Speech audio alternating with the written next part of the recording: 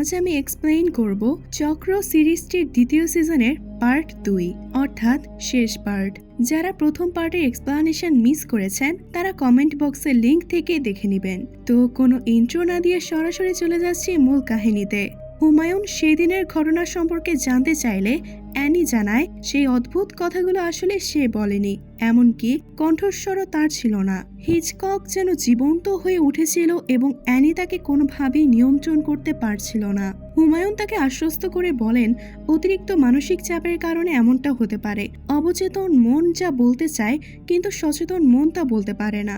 সেদিন হিচককের মাধ্যমে অ্যানির অবচেতন মন ঠিক সেটাই প্রকাশ করে ফেলেছিল। তাদের আলোচনার মাঝেই জেনি সেখানে এসে যায়। সেদিনের পর থেকে অ্যানি রুম থেকে একদম বের হতে চাইছে না। হুমায়ুন তখন অ্যানির মন ভালো করার জন্য তাকে বাইরে কোথাও নিয়ে যাওয়ার প্রস্তাব দেয়। অন্যদিকে রাহাত এবং মিতুর মধ্যে পরকীয়ার সম্পর্ক চলছিল। মিতুর সম্পর্কে জেনির ভাবি হলেও সে নিজের অন্ধ ননদের প্রেমিকের সঙ্গেই মেতেছিল।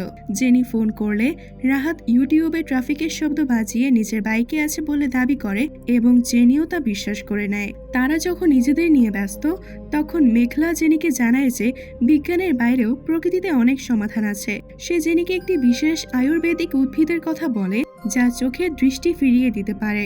জেনি মেঘলার কথায় বিশ্বাস স্থাপন করে তার সাথে যেতে রাজি হয়। হুমায়ুন অ্যানিকে একটি খোলা প্রান্তরে নিয়ে এলে স্নিগ্ধ বাতাসে অ্যানির মন অনেকটা হালকা হয়ে যায়। কিন্তু হঠাৎ আবহাওয়ার পরিবর্তন ঘটে এবং বৃষ্টি শুরু হলে তারা গাড়িতে আশ্রয় নেয়। সেখানে হুমায়ুনের স্পর্শ অ্যানি উপভোগ করতে থাকে।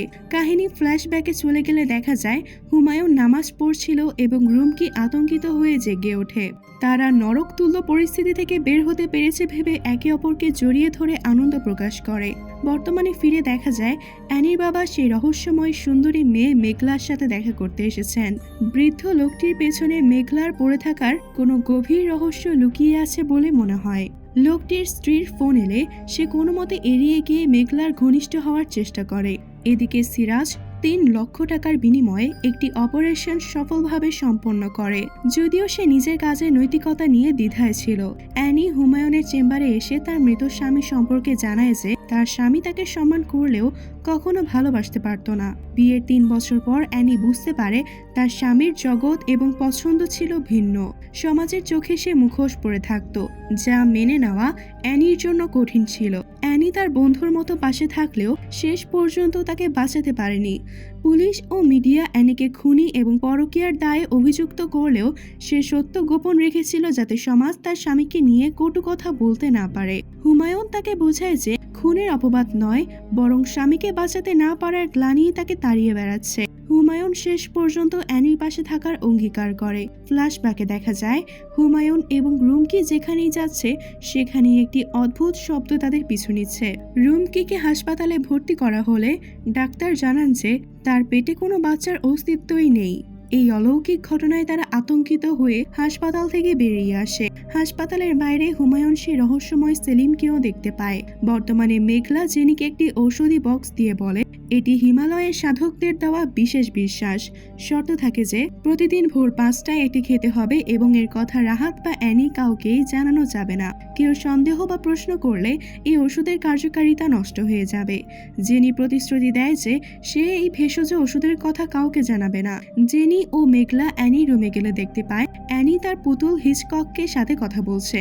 মেঘলা হিচকককে কোলে নিয়ে রহস্যময়ভাবে মন্তব্য করে যে সে অনেক কিছু জানে। ঠিক সেই মুহূর্তে অ্যানির বাবা সেখানে উপস্থিত হন এবং মেঘলাকে দেখে স্তব্ধ হয়ে যান।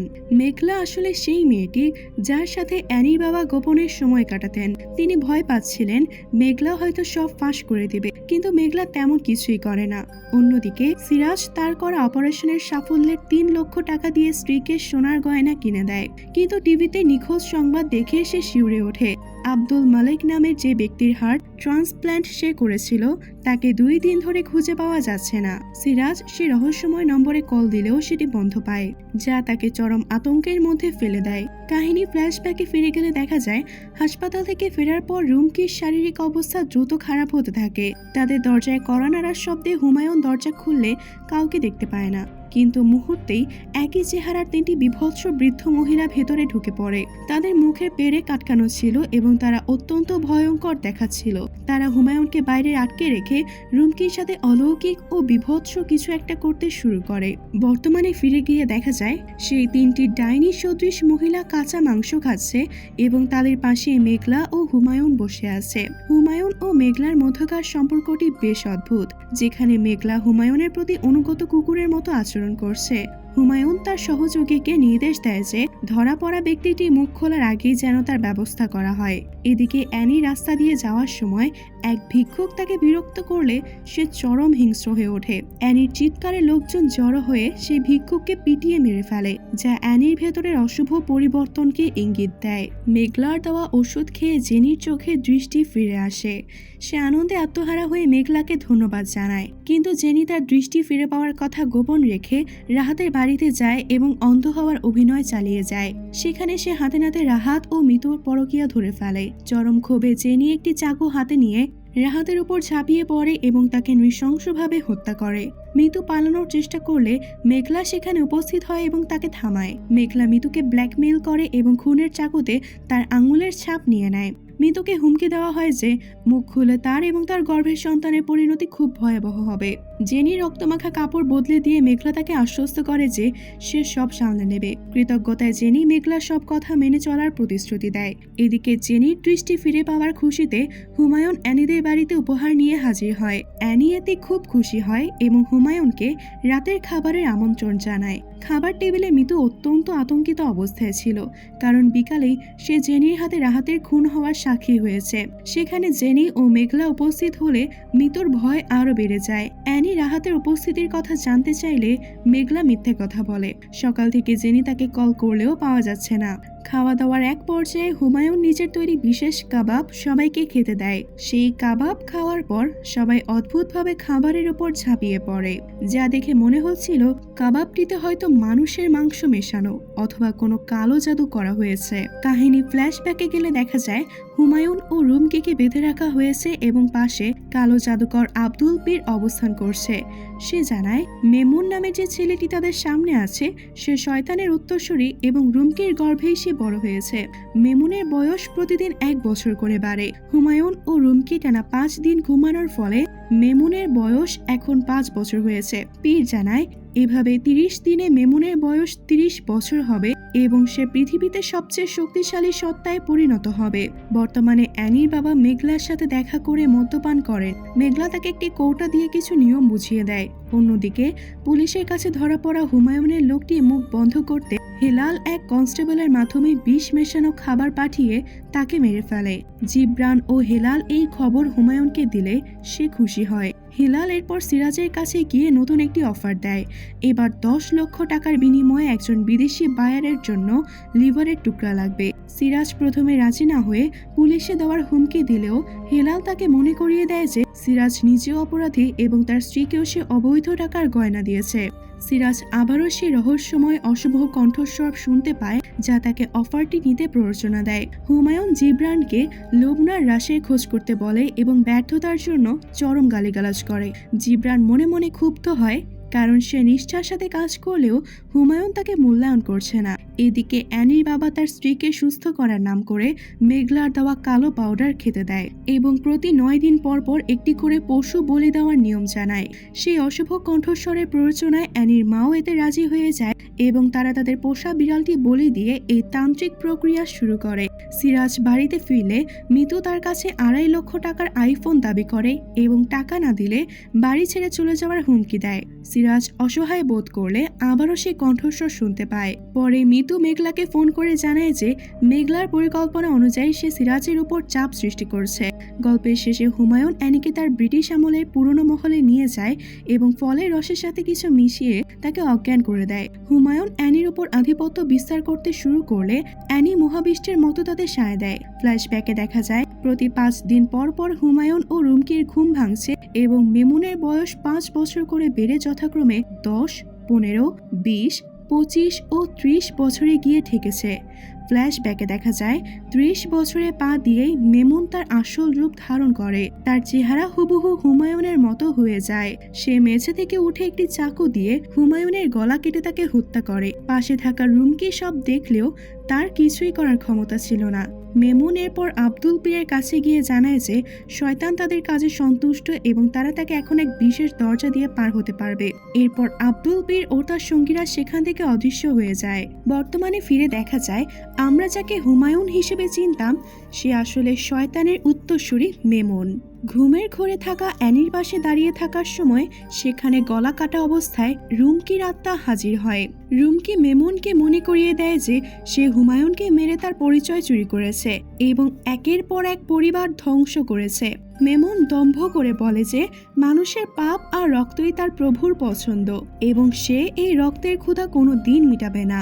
রুমকি তখন তাকে চ্যালেঞ্জ ছুড়ে দিয়ে বলে মেমুন তার গর্ভ থেকেই জন্মেছে, তাই এই রক্তের টান সে ছিঁড়তে পারবে না। সে বারবার মেমুনের জীবনে ফিরে এসে তাকে বিভ্রান্ত করবে এবং শয়তানও তাকে রুমকির হাত থেকে বাঁচাতে পারবে না। অ্যানি ঘুম থেকে জেগে হুমায়ুনকে একা একা কথা বলতে দেখে অবাক হয়। হুমায়ুন বিষয়টিকে এড়িয়ে যায়। ঠিক তখনই অ্যানির মা ফোন করে জানান যে রাহাত নিখোঁজ এবং পুলিশ বাড়িতে এসে জেনিকে জেরা করছে। অ্যানি ও হুমায়ুন দ্রুত সেখানে পৌঁছায়। পুলিশ জেনিকে জেরা করার সময় এক চাঞ্চল্যকর তথ্য দেয়। রাহাতের নিখোঁজ হওয়ার দিন সিসিটিভি ক্যামেরাগুলো উদ্দেশ্য প্রণোদিতভাবে নষ্ট করা হয়েছিল। এছাড়া জানা যায় মিতু গত 3 মাস ধরে সিরাজের অনুপস্থিতিতে ঘন্টার পর ঘন্টা রাহাতের ফ্ল্যাটের সময় কাটাতো। এই খবর শুনে পরিবারের সবাই স্তম্ভিত হয়ে যায়। মিতু নিজেকে নির্দোষ দাবি করার চেষ্টা করলেও কেউ তা বিশ্বাস করে না।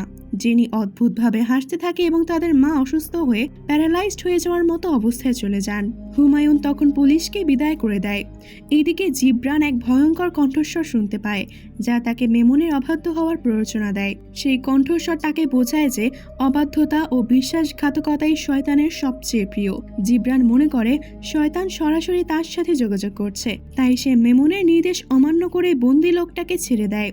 বাড়িতে সিরাজ, মিতু ও অ্যানির মধ্যে চরম ঝগড়া শুরু হয়। অ্যানি মিতুকে ধিক্কার দিলে মিতু সেই অশুভ কণ্ঠস্বরের প্ররোচনায় বিদ্রোহী হয়ে ওঠে এবং সিরাজের পুরুষত্ব নিয়ে কটু কথা শোনায়। সিরাজও প্রচণ্ড রেগে গিয়ে জানায় যে সে এখন এমন প্রভাবশালী মহলের সাথে হাত মিলিয়েছে যেখানে টাকা তার পায়ের নিচে গড়াগড়ি খাবে।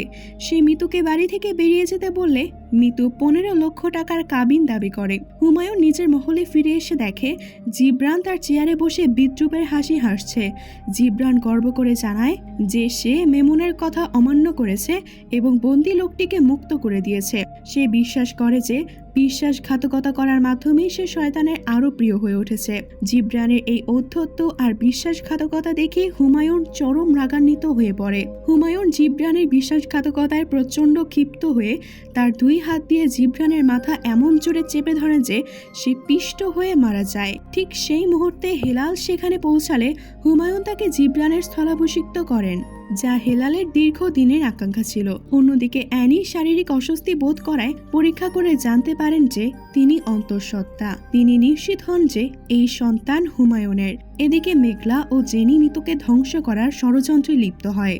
জেনি মিতুকে রাহাতের মতোই নৃশংসভাবে মারতে চাইলেও মেঘলা তাকে থামিয়ে দেয়। মেঘলা পরামর্শ দেয় যে মিতুকে একেবারে না মেরে তিলে তিলে মারতে হবে। মিতুর ছোট্ট সুন্দর মেয়ে অপ্সরাকে অ্যাসিড দিয়ে বা আগুনে পুড়িয়ে বিকৃত করে দিলে মৃত প্রতিদিন নিজের পাপের ফসল দেখে অনুশোচনায় দগ্ধ হবে, আর এটাই হবে তার শ্রেষ্ঠ শাস্তি। হুমায়ুন মেঘলা ও হিলালকে দরজার রহস্য ব্যাখ্যা করেন। তিনি জানান দরজা কোনো নির্দিষ্ট স্থান নয়, এটি হলো সময়ের নিয়ন্ত্রণ। যদি শয়তান সময়ের নিয়ন্ত্রণ নিতে পারে তবে পুরো পৃথিবীতে তাদের রাজত্ব কায়েম হবে। আর এই নিয়ন্ত্রণ পেতে হলে পৃথিবীতে অস্বাভাবিক মৃত্যুর হার বহু গুণ বাড়িয়ে সময়ের টাইমলাইন নষ্ট করে দিতে হবে। শয়তানের লক্ষ্য হলো পৃথিবীতে অন্তত 17 লক্ষ মানুষের অস্বাভাবিক মৃত্যু ঘটানো, বিশেষ করে সুখে থাকা পরিবারগুলোকে পাপের দিকে ঠেলে দিয়ে তাদের গণ আত্মহত্যার পথে ধাবিত করা। হুমায়ুন আরও জানান অ্যানির গর্ভে তিনি শয়তানের বীজ বপন করে করেছেন, কারণ একজন শুদ্ধ মানুষের গর্ভে শক্তিশালী শয়তান জন্ম নিতে পারে। এই সন্তান পৃথিবীতে আসার 3 দিনের মধ্যে 30 বছর বয়সে পদার্পণ করবে এবং তারপরে অ্যানির পুরো পরিবারকে ধ্বংসের দিকে ঠেলে দেওয়া হবে। পুলিশের তদন্তে নতুন মোড় আসে। নিখোঁজ হওয়া আব্দুল মালিকের শেষ ঠিকানা পাওয়া যায় ডক্টর হুমায়ুনের বাড়ির কাছে। সিসিটিভি ফুটেজে তাকে হুমায়ুনের বাড়িতে ঢুকতেও দেখা যায়। পুলিশ অফিসার সৈকত এই অদ্ভুত কাকতালীয় ঘটনা দেখে সন্দিহান হয়ে পড়েন এবং হুমায়ুনের ব্যাপারে আরও তদন্ত করার সিদ্ধান্ত নেন। গল্পের শেষে মিতু নিরুপায় হয়ে মেঘলার পা ধরে কান্নাকাটি করে বাঁচানোর আকুতি জানায়। মেঘলা তাকে চরম এক শর্ত দেয়, মিতুকে রাহাতের খুনের মামলা ও ফাঁসি থেকে বাঁচতে হলে তার একমাত্র মেয়ে অপ্সরাকে তাদের হাতে তুলে দিতে হবে। মেঘলা মিতুকে সিদ্ধান্ত নিতে বলে সে কি নিজের মেয়েকে বিসর্জন দিয়ে রাজরানী হয়ে থাকবে নাকি খুনের দায়ে ফাঁসির দড়িতে ঝুলবে। মিতু তার কোলের শিশুকে নিয়ে এক ভয়াবহ ধর্ম সংকটে পড়ে যায়। নিজের বাঁচার তাগিদে মিতু শেষ পর্যন্ত তার কলিজার টুকরো সন্তান অপ্সরাকে মেঘলাদের হাতে তুলে দিতে রাজি হয়। সেই অশুভ কণ্ঠস্বর তাকে বুঝিয়ে দেয় যে নিজে বেঁচে থাকলে পরে অনেক কিছু করা যাবে। এদিকে অ্যানি তার শরীরের ভেতর এক অদ্ভুত পরিবর্তন অনুভব করে হুমায়ুনের কাছে কান্নাকাটি করে। সে বুঝতে পারে তার গর্ভে অস্বাভাবিক কিছু দ্রুত গতিতে বেড়ে উঠছে, যা তার শরীরের সব রক্ত শুষে নিচ্ছে। হুমায়ুন তাকে আশ্বস্ত করে যে এটি তাদেরই সন্তান এবং এর সব দায়িত্ব সে নেবে। সে আইনিকে আপাতত এই কথা গোপন রাখতে বলে। অন্যদিকে সেলিম সেই লোকটিকে উদ্ধার করে এবং তার রহস্যময় ঘরে নিয়ে আসে। সেলিম জানায় সে 1 বছর ধরে জিবরানের মস্তিষ্ক নিয়ন্ত্রণ করে শেষ পর্যন্ত তাকে মুক্ত করতে পেরেছে। তারা কেন মরছে না এই প্রশ্নের উত্তরে সেলিম বলে তারা যে ভয়াবহ পাপের সাক্ষী হয়েছে তার ফলে কবরের মাটিও তাদের গ্রহণ করতে ভয় পাচ্ছে। তারা আসলে শয়তানি শক্তির হাত থেকে দরজার পাহারাদার হিসেবে বেঁচে আছে। এদিকে অ্যানির মা শয়তানি নেশায় মত্ত হয়ে ছাদের উপর পোষা বিড়াল বলি দিয়ে আগুনের কুণ্ডলিতে পুড়িয়ে ফেলে। সেই রাতে মিতু তার মেয়েকে মেঘলার হাতে তুলে দেয়। মেঘলা ও জেনি মিলে ছোট্ট মেয়েটিকে অজ্ঞান করে ফেলে। এরপর নিজের আপন ভাতিজি হওয়া সত্ত্বেও জেনি কোনো দয়া না দেখিয়ে গ্যাস বার্নার দিয়ে ফুটফুটে মেয়েটির মুখ পুড়িয়ে বিকৃত করে দেয়। বিভৎসতার এখানেই শেষ নয়। সিরাজ যখন হেলালের নির্দেশে অপারেশন করতে আসে তখন সে জানতো না যে টেবিলের উপর শুয়ে থাকা ব্যান্ডেজ করা মুখটি তার নিজের মেয়ের। টাকার লোভে অন্ধ হয়ে সিরাজ নিজের মেয়ের বুক চিরে লিভার বের করে আনে। কাজ শেষে এক পৈশাচিক শান্তিতে সে রক্তমাখা হাত নিয়ে হাসতে থাকে। মেঘলা সে লিভার নিয়ে হুমায়ুনের কাছে এলে হুমায়ুন তাতে তান্ত্রিক মন্ত্রলেখা কাগজ জুড়ে দেয় এবং সেটি রান্না করে অ্যানির পরিবারকে খাওয়ানোর পরিকল্পনা করে। হুমায়ুনের উদ্দেশ্য ছিল যে বাবা নিজের সন্তানের মাংস খায় তার স্রষ্টার প্রতি আর কোনো অধিকার থাকে না এবং সে তখন পুরোপুরি শয়তানের দাসে পরিণত হয়। গল্পের শেষে সমুদ্র সৈকতে হুমায়ুন অর্থাৎ মেমন এবং সেলিমের দেখা হয়। সেলিম তাকে সতর্ক করে যে হুমায়ুনের ছদ্মবেশ এখন মানুষের নজরে আসতে শুরু করেছে।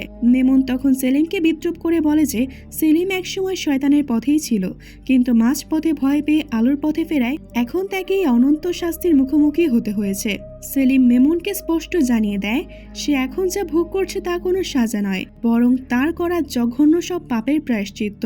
সে মেমনকে সতর্ক করে দিয়ে বলে যে লুবনা হয়তো পরকাল বা সেই দরজার ওপারেই মেমনের জন্য অপেক্ষা করছে এবং খুব শীঘ্রই তার সব পাপের হিসাব নেওয়া হবে।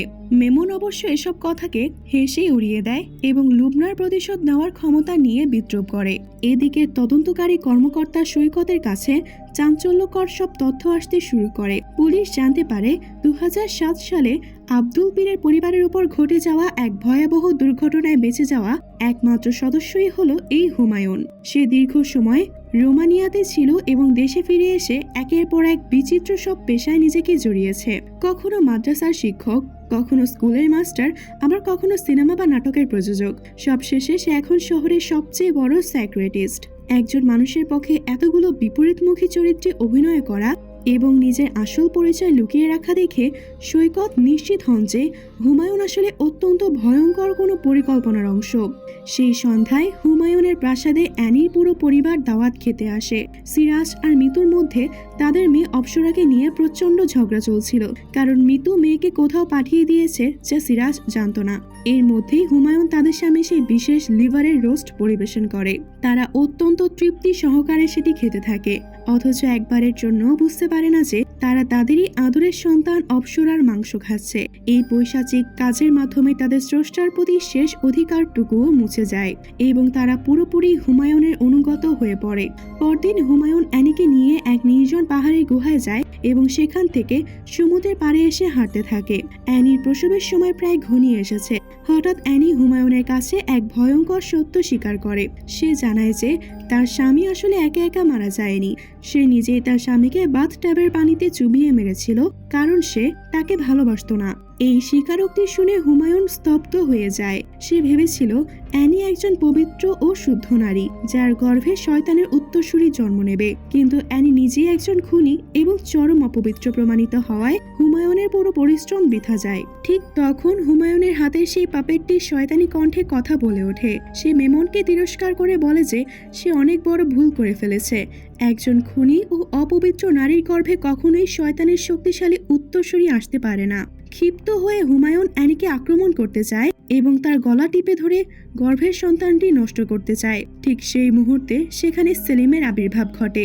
সেলিম তাকে বিদ্রুপ করে বলে যে আসল ক্ষমতা কেবল সৃষ্টিকর্তার হাতেই থাকে, যা মেমন বা তার শয়তান কেউই বুঝতে পারেনি। সেলিমের সাথে এক রহস্যময়ী তরুণীকে দেখা যায়, যার শরীরে ছুরিকাঘাতের চিহ্ন ছিল। ধারণা করা হচ্ছে এই মেয়েটি লুবনা, যে প্রথম সিজনের শেষে মারা গিয়েছিল এবং এখন সে হুমায়ুনের উপর প্রতিশোধ নিতে ফিরে এসেছে। এইভাবে এক চরম রহস্য আর উত্তেজনার মধ্য দিয়ে শেষ হয় চক্র সিজন 2। তবে সিরিজটির তৃতীয় সিজন আসবে এই বছরের 31শে ডিসেম্বর, যেটি ডিরেক্টর জানিয়েছেন। সিজন 3-এ আমরা আরো কিছু চমকের মুখোমুখি হব। তো সিজন 2 এর সম্পূর্ণ কাহিনী আপনাদের কাছে কেমন লাগলো সেটি অবশ্যই কমেন্টে জানাবেন। আর চ্যানেলে নতুন হয়ে থাকলে সাবস্ক্রাইব করে রাখবেন। ধন্যবাদ।